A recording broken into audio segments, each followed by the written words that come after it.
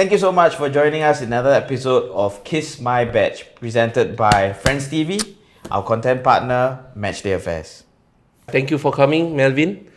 He has come here before, and also Imran, Chelsea fan and Liverpool fan, joining us here today. Melvin taking over just Top 5 from position 5. You got Southampton. They are impressive at this moment in time. Despite the loss against us, I humbly say it was solid game. They gave us a solid game, and I'm just pleased that we were able to beat them. In that fashion. You were fourth. Yeah, for correct. that moment of for time. that moment, yeah. Then after that, correct. Southampton come in. They become fifth, and fourth is Leicester City. Leicester City. Also putting in an impressive shift. Vardy. Again amongst the scorers. 21 points now. And just a point away is Chelsea at third, and solid going with Lampard. Good run of games for Chelsea. We'll talk about that later. We go to second. Very happy man here also. Sharing the points actually at 24 is Liverpool at second position. With of course a better goal difference. Spurs is on top.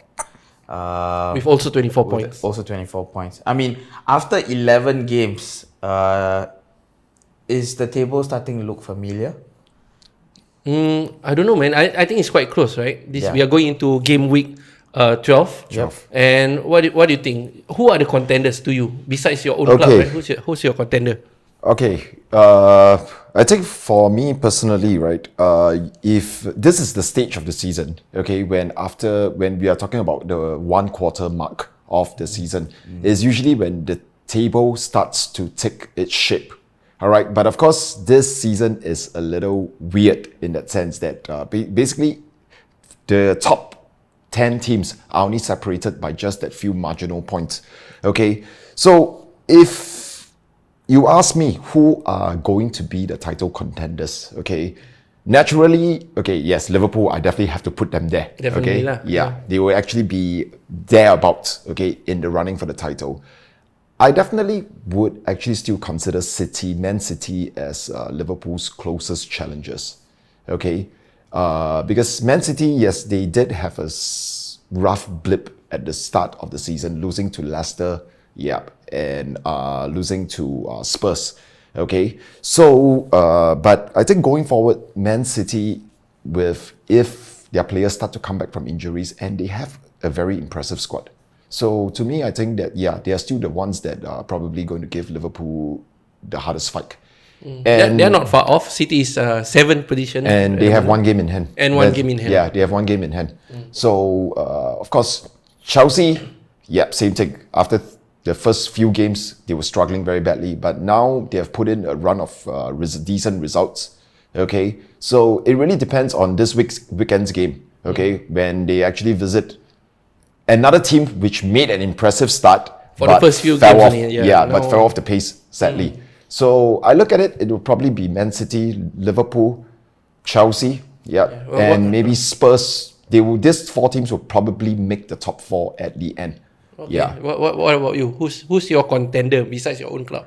I tend to agree with Melvin here. The top 4 will be almost similar to what last year is. I think don't rule out Manchester United as well. They always boost at the last leg very well, and so they are not that far off. Also, they're still a top 7 with Man City, all that.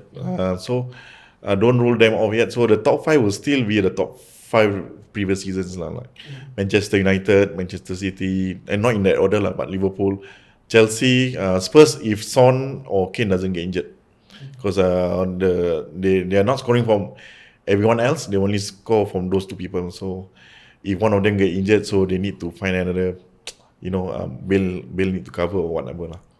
I don't know. What about you? I mean, I would agree with both because the table is looking very familiar. With of course the likes of Southampton, showing a strong fight. I mean, we could say that for Everton, right? They put in a good shift in the early stages. And look where they are. They're on the down right. And honestly, after them, you don't really see your usual underdog teams fighting, because right now you have a bunch of them. Even Crystal Palace, Wolves, Everton, and West Ham can put in a good fight. So if the top 5 or top 6, don't keep their run going, then the other top 6, the bottom 6 or the mid 6 will try to catch up. So in that sense, I would still say that it's going to be the familiar last 5 of last season. So with likes of Manchester United, Liverpool, Chelsea amongst, and City, of course. I do see Tottenham finishing stronger than last season, definitely. Yeah. In other news, Arsenal fighting relegation with Fulham and That was what, Burnley. that was what I, was just need to coming mention, into. That was what I was coming into. Arsenal. Why? Yeah. Why you want to come into? No need to talk about. We only talk about top 5. Okay, we only talk about top 5. Okay. Yeah, there's at least 3 people here. We only have how long? Only we don't have time. We don't have time to talk about any other teams.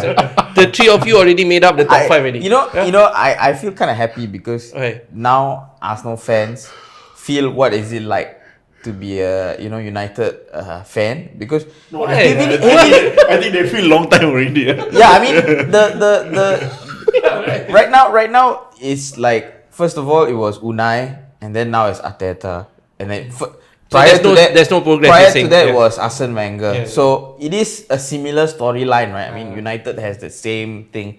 Manager after manager still okay. cannot find rhythm. Manchester United won the Premier League last when versus Arsenal. I cannot compare. I don't think so. Yeah, man, you all won Europa. Yeah, it's okay. Like I just wanted. No, but I think it's going to become like a managerial circus every time. I think that's what Satish was actually what he meant. It's going to be a managerial circus because now, Sofian, if you don't mind me asking you as an Okay, Arsenal I fan, don't mind at all. yeah. So do you think that when Wenger was in charge, do you think that he was actually papering over the cracks for the longest time? Although I know that he divided a lot of the Arsenal fan base in his final few years. So Yes. do you think that actually he papered the cracks over the last few years by getting top 4, and even the last 2 seasons he was like finishing 5th? So do you think that now after that Unai Emery took over and Arteta, then things are starting to actually fall apart very No, badly? I think Wenger overstayed. Okay. I feel it's not about peppering any cracks. I don't think there were any cracks, but I think he overstayed because there was a transitioning of era from Ferguson, and I think we talked about this before. If Ferguson were to take over Manchester United now, he might not succeed as compared to when The same as Kenny Dalglish. yeah. For Liverpool. Yeah, Yep. because now it's a new generation of players. It's a new type of thinking, and sports science is in it and all that, right? So like Wenger that time with his healthy diet and all that, I think he overstayed. Okay. Right? Because there was a transition in football. Yeah. After that, then we had a problem finding the right manager. Yeah. So I wouldn't blame Wenger. It's just that I mean sometimes you are there too long. Of course, you get out of the top 4. He keep promising us top 4. Then when it happened, when out of top 4, that's when we realize, okay, I think you have to go. Yeah, especially when we talk about super agents.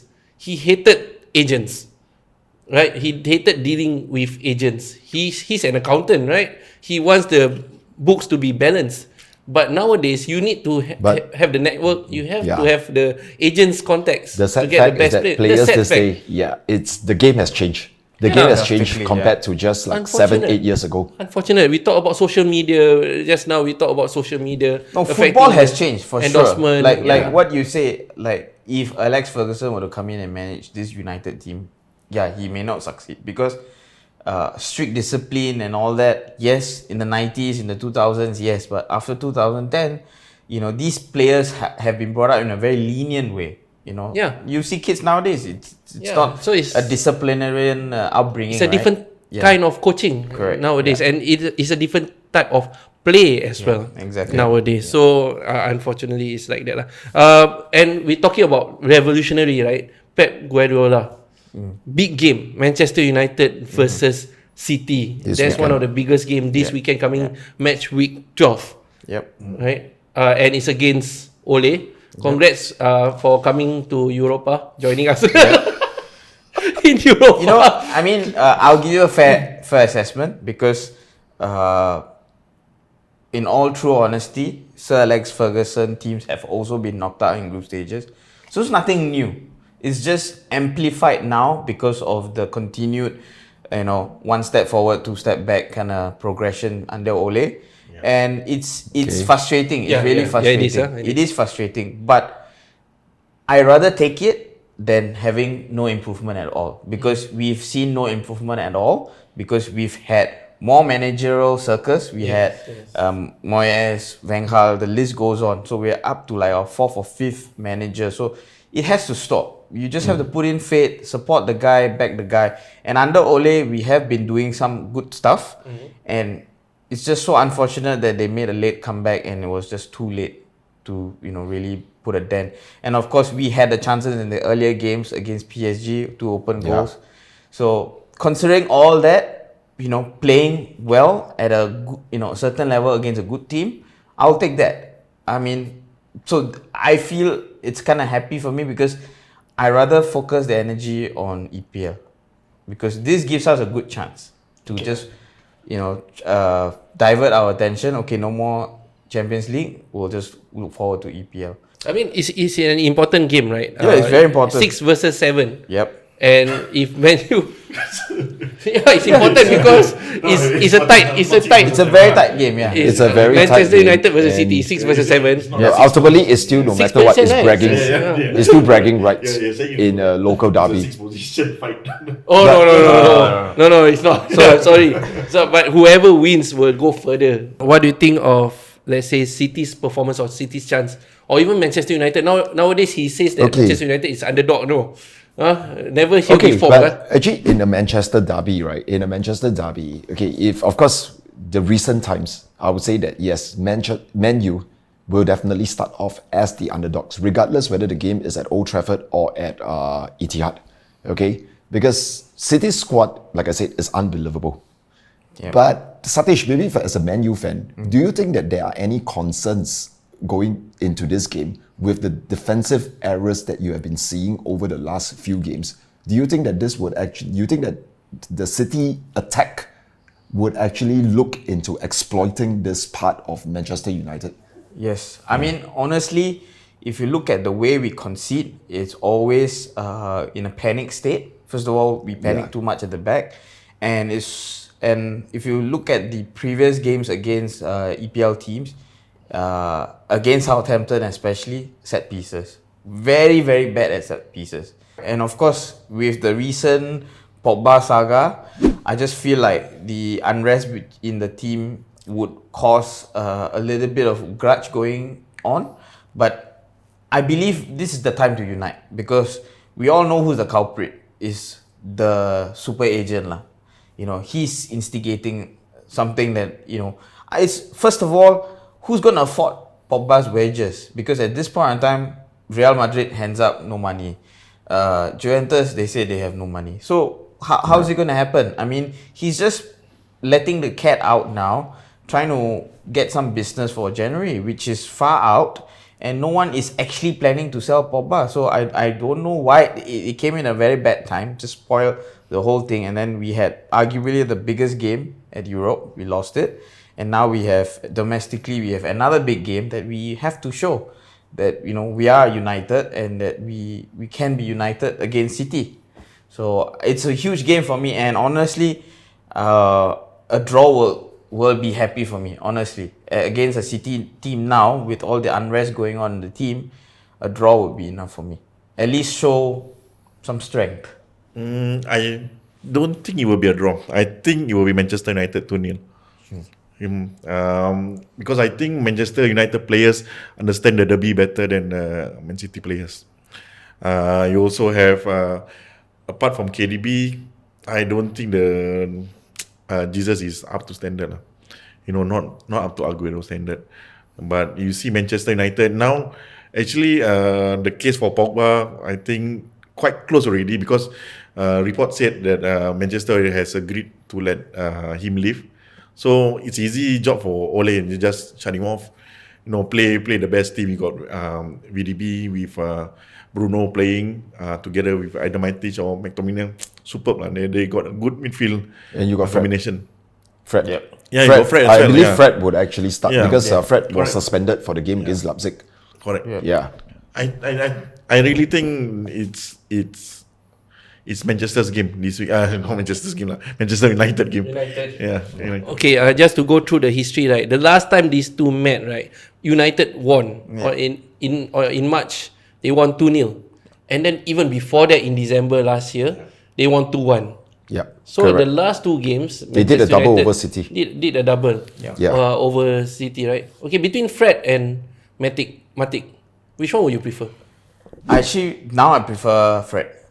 Why? Because Fred is more tenacious, but Matic is he's not a ball winner, but he's a ball player. Like, he can distribute. Matic can distribute and he can bring the ball forward. But Fred is not that kind of guy who brings the ball forward. He wins balls, and then the moment he has the ball, he'll just pass on to the next midfielder who can bring it forward. So Matic can do a 2-in-1, but I would rather have that tenacity of Fred being there, so that he's going to be like a dog chasing every ball. So I rather have that in the first half, try to kill the game a bit more sooner, because I have a feeling, if you've seen all our past games, we have this habit of leaving it too late, and it's showing every time.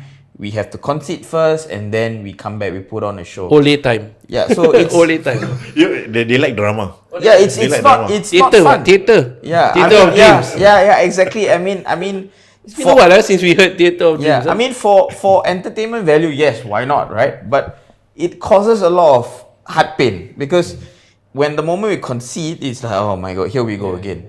But more hard work. I mean, but that's the thing. I'm pretty happy in what they've been showing, because they used to all the time, even during Mourinho's time, when they concede, they shut off. They don't even try to play. They will just collapse. Yeah, collapse. But this time around, they fight back very slowly. That's why we've been very fortunate. But the past few games we've conceded, but we always tend to come back. What's your answer? Actually, okay, for me, I think to add on to what Satish said, all right, Fred would, if I'm the manager, I think Fred would be my preferred choice to hold the number 6 position for this particular game, because you're against a City team, probably the best ball-playing team in the country, probably one of the best in the world as well. So the off-the-ball prospects for United would definitely be more important as compared to on-the-ball prospects. Like you said, Matip is, he brings the ball, but he is not the ball winner.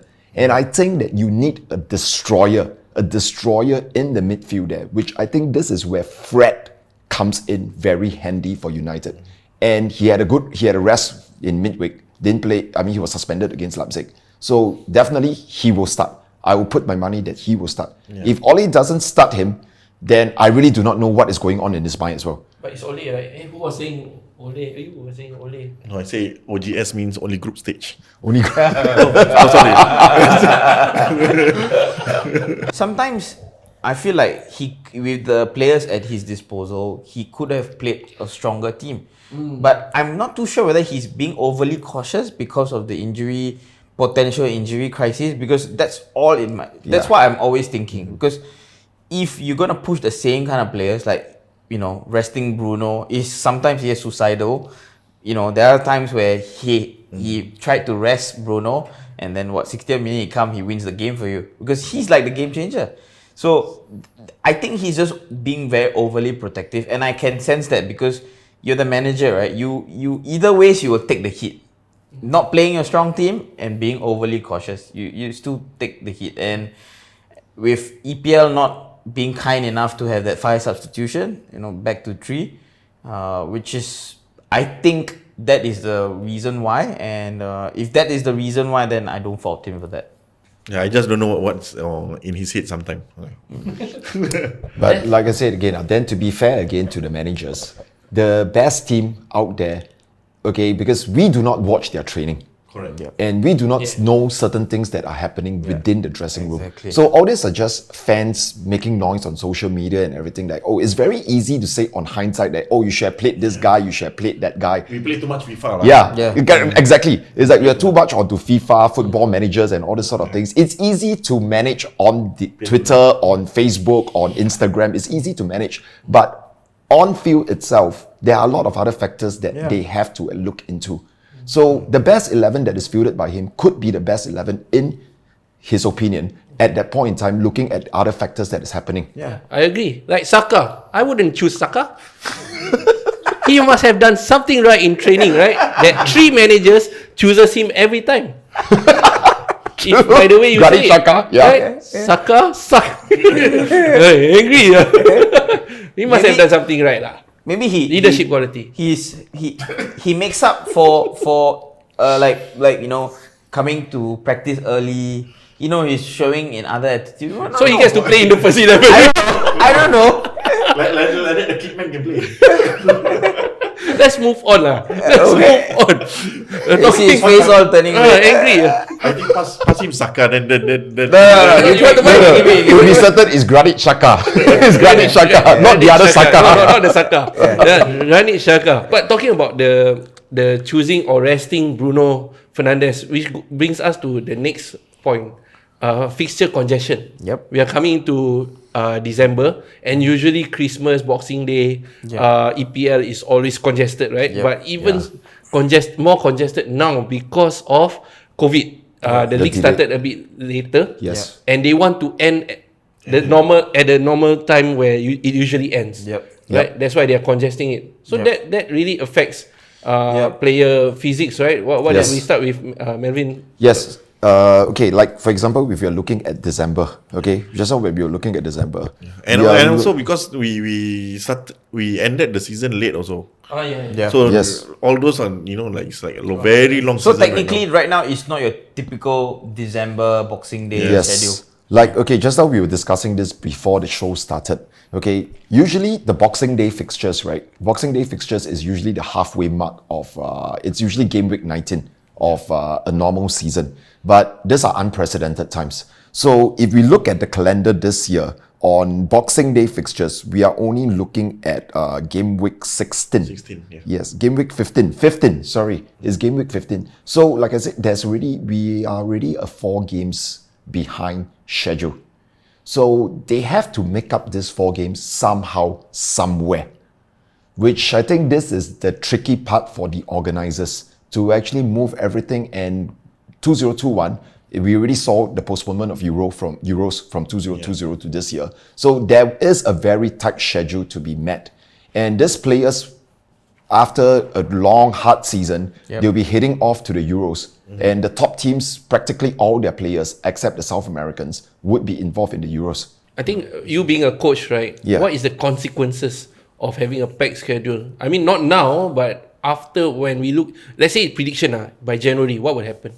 Okay, you see, playing one game in Every 2 days. 3 days, 2 days, 3 days, that sort, right? Ultimately, it's going to take a toll on players. Fatigue will definitely set in. Muscular injuries, I believe, would actually come in. And these are professionals. Professionals, no matter what their fitness level is supposedly to be tip-top or whatever, but we have to understand that they are still humans. They are still humans ultimately, all right? So, hamstrings, all right, calf injuries, groin injuries, this is going to be a norm going forward. And I read somewhere on by one of the journalists, okay, I can't remember his name, but as what he has put it, so a normal injury, that if a player is going to be injured and he's going to be out for 3 weeks to 4 weeks, this is probably going to be the shortest, the norm going forward. So it's 3 weeks to 4 weeks is a very blessing in disguise. That's what he called it. It's a blessing in disguise for the club. If he's not going to be out for 2 months, 3 months, that is going to be a big hindrance. So, I think we'll be seeing a lot of this in December and January. Fingers crossed, because a lot of teams will be, that's why the big clubs ultimately would benefit because of the big squad. Yeah. That said, right, it's been said that we cannot avoid it, right? They want to cram the fixtures because they want to end on time, because everything else like Euro and all that comes into play. Maybe one of the solutions is having 5 substitutions. Yeah, I think that was what we discussed. So, it is a good mitigation plan because you spread the load amongst the players. Then we've seen it in other leagues as well, right? We check. It's only if you compare the top leagues in Europe, it's only England that or not England, only the Premier League that doesn't do this for some reason. And also the winter break is not there, so it's just gonna affect the guys as well. Those clubs that have 2 or 3 more competitions than the others. So yeah, if teams like maybe those who doesn't have the depth, like Leeds or whatever, then they will suffer more. So is it good overall or To have the 5 subs? yeah, of course.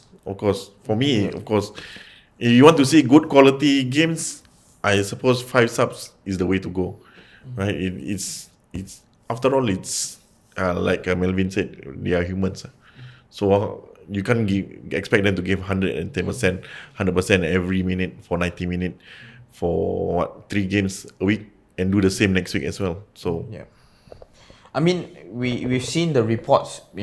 Most top tier teams are playing games like in an average of 2.5 days to 4 days, which is already very cramped up. And then in between, they have training sessions, and because of trying to cram everything, the quality of football also suffers. Yeah. Right. In EPL itself, the reason why after 11 games, the table is still so evenly distributed because we've seen crazy results. We've really seen unexpected results going this 11 games, and the quality football is just topsy-turvy. I mean, this whole year is such a sad case, and I just don't know how is it because it's a commercial reason why they have to cramp it, or it's just I don't know what's the reasons for that, because honestly since we've already been disturbed by COVID in many ways now,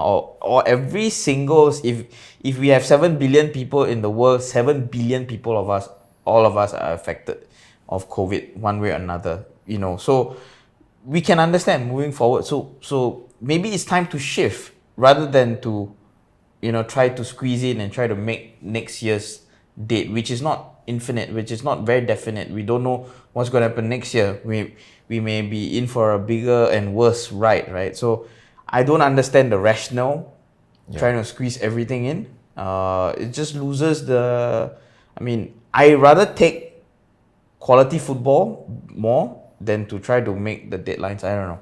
Maybe That's it's what I the feel. money lah. If it's the money. I commercial think reasons, it's right? commercially driven. Commercially driven. Right now, even now, the games are not simultaneous. Is one after another. Yes, because of television. Because of television. Yeah. Because there's no fans, right? Yeah. So there's no gate. What they call it? Gate income. I mean, they just started. They fans. just 2000? Yeah, 2000. Yeah. Which How is does it not feel? good. You guys had fans, right? Yeah, we had fans, but I mean, it's okay. It's better than. I mean, it's a step forward that they are taking. Okay, it's a step forward. Of course, when would it actually grow again from 2000 to the next number? That, I mean, is a question that remains to be seen. I mean, nobody can answer this question. Yeah. So, like I said again, I think back to the 5 subs rule. This month in January, when the fixtures congestion is going to power up, I think that is where the clubs that have been playing in Europe and they had accustomed to playing 2 fixtures in a week, I think it will benefit the clubs that have been these few clubs. They have been drilled, and the players' body has already been accustomed to it. Whereas the smaller teams, no disrespect to them, but they will actually have to start getting accustomed to it. And I think that is where class would actually tell between the big boys and the rest. Yeah. Yep. That's. I mean, that shows the management, right? How the club manages depth, quality, and of course academy. That's where academy can come in and boost this club. So I mean who are we to say, right? Because Khairul did say we are lucky because our clubs are in big cities. right? And of course, yours is not a big city, but it's a traditionally strong club. But there are clubs in the EPL who are at the outskirts of the city and they don't have much support. Their budget is much smaller and all that. I mean, they have to find other ways compared to London clubs. And some more got Russian owners and academy players all over the country and all over Europe. Our own army. That's the business right there. That's the business model. Academy players out on loan out there. Exactly.